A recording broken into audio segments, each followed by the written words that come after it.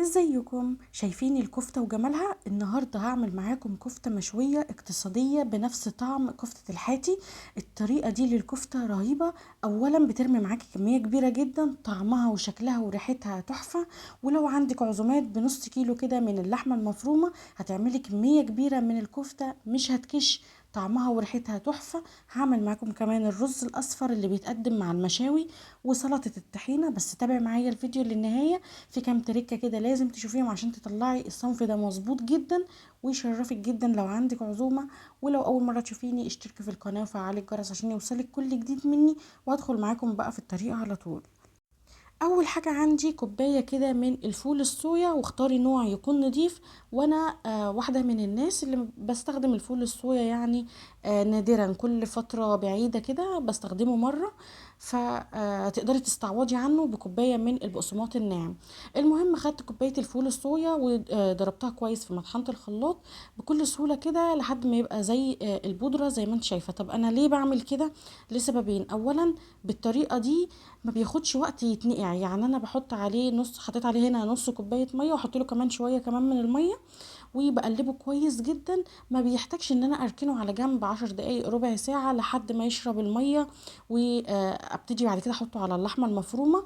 تاني حاجه ان لما باجي انعمه قوي كده وباجي احطه على اللحمه المفرومه بعد كده ما بياخدش وقت ان انا افضل اعجن فيه كتير قوي او اضربه وش تاني في الكبه مع اللحمه المفرومه، عشان خاطر طبعا هو بيكون قطع كده كبيره فبيبقى ظاهر حتى بعد النقع.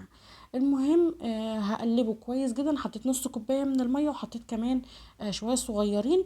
المهم ان انا هفضل اقلب فيه كويس لحد ما يبقى معايا عامل زي الرمله المبلوله. هبتدي اقلب كويس جدا عشان اتاكد ان الميه كلها اختلطت بالفول الصويا بتاعي، وبضغط عليه بايدي كده زي ما انت شايفه طري جدا وناعم قوي. بالطريقه دي بيندمج بسهوله مع اللحمه المفرومه بتاعتي وهشتغل فيه على طول. جبت بقى البوله اللي هعجن فيها، عندي هنا نص كيلو من اللحمه المفرومه فيها نسبه من الدهون. وعايزه اقولك ان اللحمه اللي عندي كانت فيها نسبه كبيره جدا من الدهون. يعني انتي قولي للجزار انا عايزه نص كيلو لحمه مفرومه للكفته، خليه يفرمها لك وشين، فيها 20% نسبة دهون مش اكتر من كده، عشان كمان هترمي معاكي كمية اكتر من اللي طلعت معايا، بس انا دي اللي كانت موجودة عندي يعني.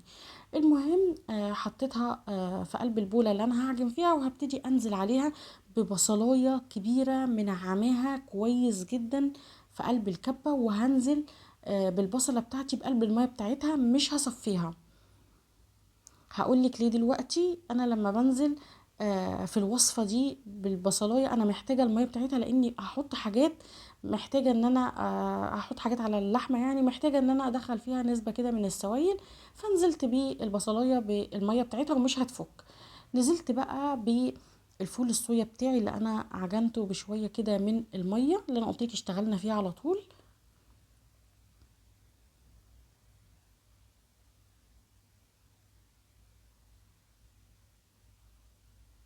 هبتدي انزل بقى بمعلقتين كبار، من معلقتين لثلاث معالق كبار مليانين من البقسماط. طب لو انتي في البداية حاطة كوباية بقسماط بدل الفول الصويا، هتزودي، هيبقوا بدل كوباية كوباية ونص من البقسماط الناعم. المهم ان انا حطيت معلقة صغيرة مليانة من البابريكا، والبابريكا مهمة قوي لانها بتخلي المكونات اللي انا حطيتها دي كلها لون اللحمة كلهم نفس اللون يعني. وهحط على النص كيلو لحمة مفرومة معلقة صغيرة مليانة من الملح. عندي بقى نص معلقة صغيرة من السبع بهارات او اي بهارات مشكلة عندك. هحط نص معلقة صغيرة بس، ونص معلقة من الفلفل الاسود. وعندي هنا بيكنج باودر. وعايزه اقولك على ملحوظه مهمه جدا، ان البيكنج باودر مهمه جدا في الكفته لانها بتخليها هشه قوي ومفرغه من جوه مش مكتومه. وكمان بتخلي صباع الكفته، انا زي ما هتشوفي انا بصبعها رفيع، لما بتخش الفرن حجمها بيزيد فده بيضاعف معاكي الكميه كمان. انا هحط معلقه صغيره مليانه بس من البيكنج باودر.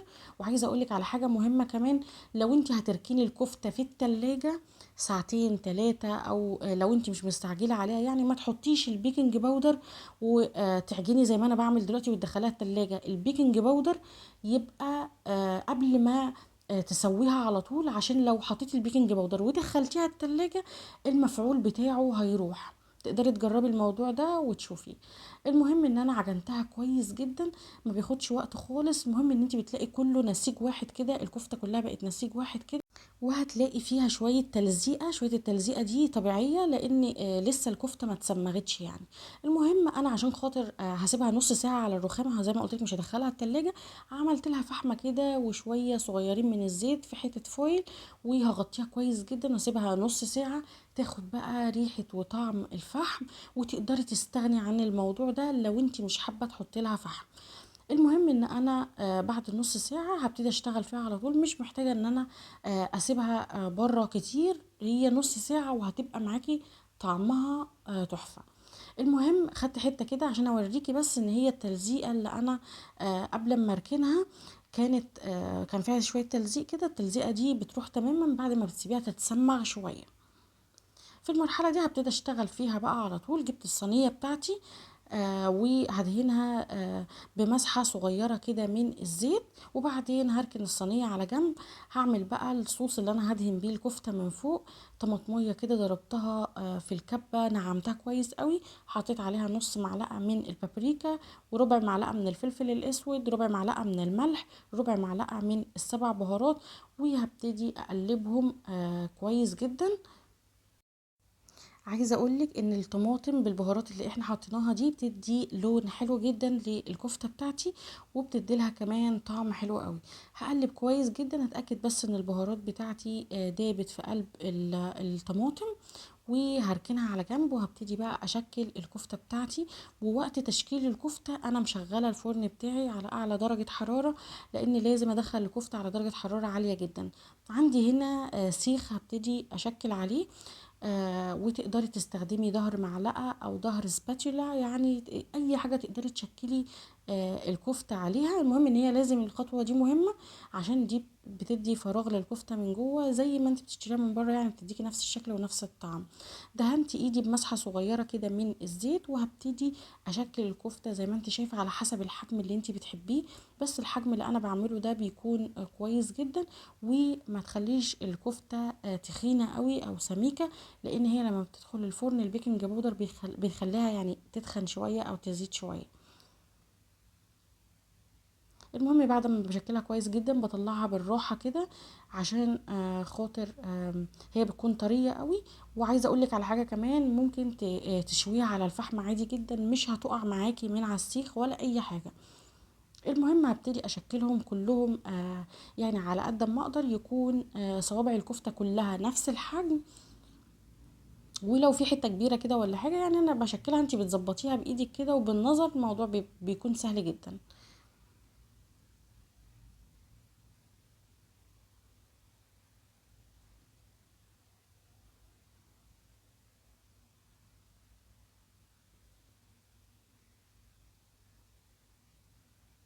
مش قادره اقولك ان في المرحله دي وانا بشكلها الريحه بتكون عامله ازاي. الريحه بتكون خطيره وحلوه قوي. كمان الفحميه اللي احنا عملناها بتدي ريحه حلوه قوي للحمه. ممكن زي ما قلت لك تستغني عنها، بس يعني انا بعمل الموضوع ده زي ما قلت لك على فترات، ان انا استخدم الفول الصويا. موضوع الفحم ده بدل ما اشويها كلها على الفحم، لا بحط لها حته فحمه صغيره، بيكون افضل يعني من ان انا اشويها كلها على الفحم. المهم خلصت الكمية اللي عندي كلها بنفس الطريقة. شايفين الكمية؟ ما شاء الله الكمية على فكرة كبيرة جدا. جبت بقى صوص الطماطم اللي انا حطيت عليه البهارات بتاعتي، وهبتدي بفرشة عندي كده ادهن الوش بتاع الكفتة. وزي ما قلتلك بيدي لون حلو قوي للكفتة، وكمان بيديلها طعم تحفة. المهم هدهنها كلها كويس بنفس الطريقة. هدخلها على فرن، طبعا الفرن سخن جدا درجة حرارة عالية، وبحطها في الرف اللي في النص. بتاخد من 20 ل25 دقيقة، مش اكتر من كده، على حسب يعني درجة حرارة الفرن بتاعتك. وبعدين لما بعد 20 دقيقة كده بشغل الشواية، او لو خدت لون بتبقى تمام كده خلاص خلصت. عندي بقى هعمل شوية رز تحفة. عندي حلة على النار حطيت فيها شوية كده من الزيت، حطيت مكعب من المرقة تقدري تستغني عنه، كام ورقة كده من ورق اللورة، وحطيت واحدة من الليمون اللومي، حطيت نص معلقة من الثوم البودرة، وحطيت ربع معلقة من السبع بهارات، وربع معلقة من القرفة. وكلهم على بعض كده على نار هادية جدا عشان البهارات بتاعتك ما تتحرقش. اللي بيديني بقى اللون الاصفر الحلو بيبقى موجود في المطاعم، لون الزعفران، وده موجود عند اي عطار ومش غالي، واحسن من الكركم، بيديكي نفس اللون بتاع الرز بتاع بره بالظبط. فانا بفضل استخدمه عن الكركم يعني، بس لو عندك كركم مفيش غيره وتقدري تستخدميه. المهم على نار هاديه كده ببتدي اقلب كويس جدا. اول لما اشم بس ريحه البهارات هبتدي انزل بالرز بتاعي. ده الرز المصري العادي، نص كيلو من الرز غسلته وسبته يتصفى. وزي ما قلت لك اول لما شميت ريحه البهارات كده طلعت، نزلت بالرز بتاعي وهفضل اقلب فيه على النار. هنا بقى خليت درجه الحراره متوسطه. هقعد اقلب في الرز مش اقل من دقيقة على نار متوسطة كده، عشان يطلع معايا الرز مفلفل. مجهزة عندي مية على جنب بتغلي، وهبتدي انزل بالمية بتاعتي على الرز، يعني فوق الرز كده بعقلة صباع، تسوية الرز العادية خالص. وبعدين هحط معلقة كده من الملح، يعني هظبط الملح بتاعي، وهستنى لحد ما الرز يغلي ويبتدي يشرب جزء من المية ويبتدي الرز يبان كده. هوطي عليه زي الشمعة وهسيبه يستوي، ما بقلبوش تاني بقى كده خلاص، بسيبه لحد ما يستوي وببتدي اقدمه.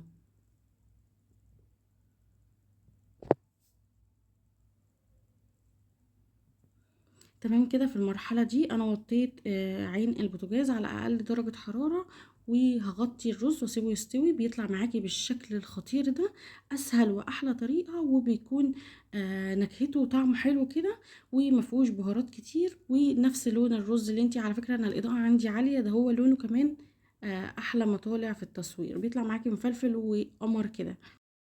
تمام كده. هبتدي اعمل بقى صوص الطحينة بتاعي. عندي شوية كده من الطحينة الخام، وهنزل عليهم بشوية من المية، اقلب كويس جدا، اخف الطحينة بتاعتي للسمك اللي انا عاوزاه على حسب ما انت بتحبي قوام الطحينة بتاعتك هتخفيها. بقلب كويس جدا عشان اتاكد ان هي فكت كويس. وبعدين هنزل بقى بعصير نص ليمونة كبيرة، وهنزل كمان بمعلقة كبيرة من الخل. هحط ربع معلقة من الملح، وتزودي الملح على حسب ما انتي بتحبي، نص معلقة من الكمون، نص معلقة من الثوم البودرة. الثوم البودرة بيدي طعم حلو جدا للطحينة، ولو مش عندك تقدري تحطي 3 فصوص ثوم كبار مفرومين، وتقلبي كويس جدا. بعد ما خلصت كانت الكفتة عندي استوت، وعايزة اقولك ان انا ما شغلتش الشواية، بتطلع معاكي بالشكل القمر ده، او ممكن تشغلي الشواية عليها تاخد لون كده من فوق زي ما انت عايزة. المهم ان هي سهلة او بسيطة، وعايزة اقولك ان ريحتها بتكون قلب الدنيا حرفيا.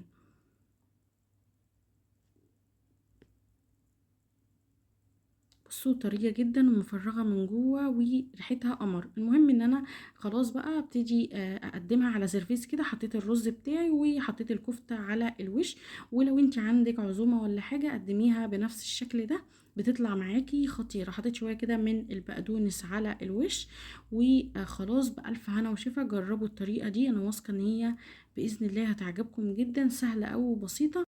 وبكده نكون خلاص وصلنا لاخر الفيديو. هستنى تجربوها ان شاء الله وتقولوا لي ايه الاخبار في الكومنتات. ولو عجبكم بقى الفيديو ما تنسوش تعملوا لي لايك وشير وسبسكرايب، واشوفكم على خير ان شاء الله في فيديو جديد.